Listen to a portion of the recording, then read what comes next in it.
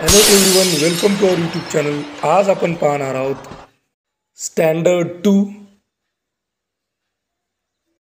Subject English, my English book 2 unit 1 यामधील 1.2 activity time. Activity म्हणजे कृती आणि टाईम म्हणजे वेळ, हे आपल्याला माहीत आहे. ॲक्टिव्हिटी टाईम म्हणजे कृती करण्यासाठी असलेला वेळ, म्हणजे ही कृती करण्याची वेळ आहे. यामध्ये दिलेलं आहे से प्लीज. प्लीज म्हणा. Listen carefully and act only when I say please. Listen म्हणजे ऐका, केअरफुली म्हणजे काळजीपूर्वक, काळजीपूर्वक ऐका आणि ॲक्ट ओनली व्हेन तेव्हाच कृती करा जेव्हा I say please me please म्हणेन.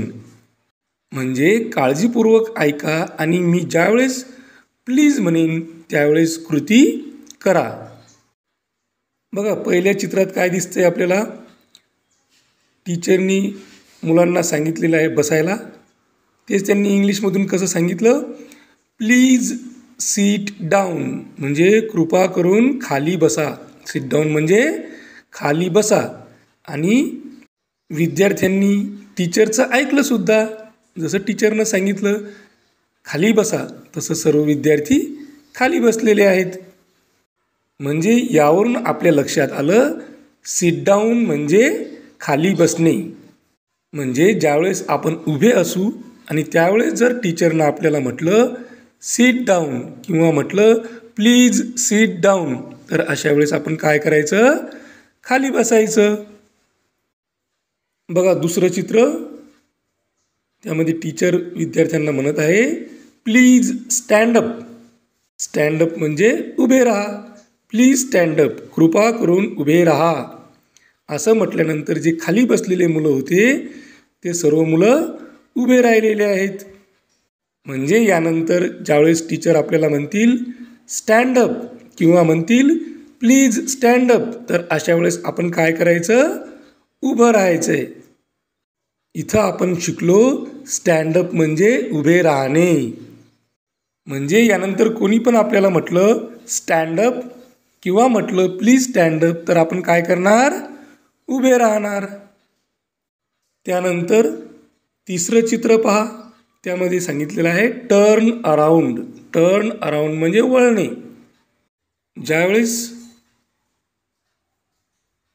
टीचरनी सांगितलं टर्न अराउंड, बघा त्यावेळेस एक मुलगा वळालेला आहे. मग टर्न अराउंड म्हणजे वळणे.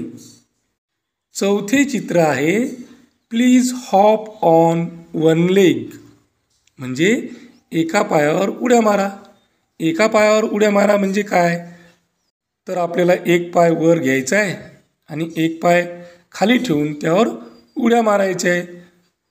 बघा आपण लंगडी खेळत असताना कशा उड्या मारतो, तशाच उड्या आपल्याला या ठिकाणी मारायच्या आहेत, ज्याला हॉप ऑन वन लेग असतं. त्यानंतर पाचवं चित्र आहे हॉप ऑन टू लेग्स. आता आपल्याला दोन्ही पाय वर करून उड्या मारायच्या आहेत. जसं आपण जागच्या जागेवर उभे राहून उड्या मारतो त्याला काय म्हणायचं? Hop on two legs. बघा अशा प्रकारच्या कृती करण्यामुळं तुमचं खेळणं पण होईल आणि तुम्ही 4 शब्द नवीन शिकाल. मग आवडली की नाही आपली ॲक्टिव्हिटी? तर अशाच प्रकारचे नवनवीन व्हिडिओ पाहण्यासाठी या चॅनलला सबस्क्राईब करा. आमचे व्हिडिओ आपल्या मित्रमैत्रिणींमध्ये शेअर करा. हा व्हिडिओ शेवटपर्यंत पाहिल्याबद्दल धन्यवाद. थँक्यू. Thanks a lot.